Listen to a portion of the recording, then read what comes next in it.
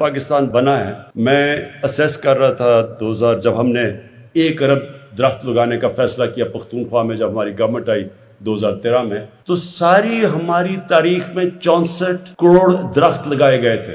تو ہم نے 5 سالوں کے اندر 1 ارب درخت لگایا پختونخوا میں.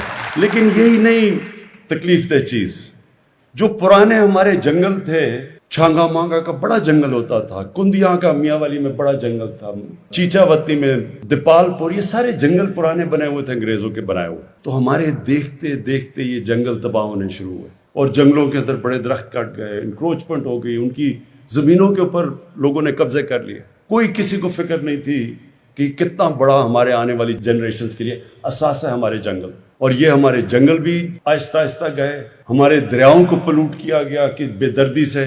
زمان پاک کے باہر جو نہر ہے، میں نے آپ لوگوں کو دیکھا ہوا کہ عام سائیکل پہ جا رہے ہوتے تھے گرمیوں میں، لوگ اتر کے نہر کا پانی پیتے تھے.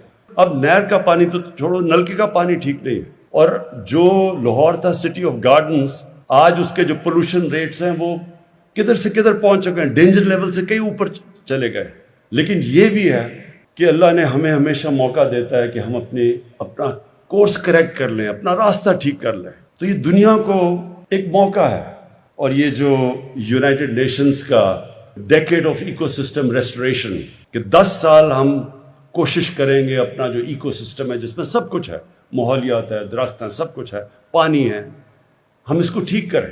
یہ یاد رکھا کہ اللہ ہمیں ہمیشہ موقع دیتا ہے، کیونکہ وہ رحمان اور رحیم ہے، معاف کرنے والا خدا ہے. وہ ہمیشہ آپ کو راستہ دیتا ہے کہ ٹھیک ہے، اپنا راستہ ٹھیک کرو. ہمارے لیے یہ موقع ہے، یہ 10 سال، یہ 10 سال میں دنیا نے اپنا کورس کریکٹ کرنا ہے.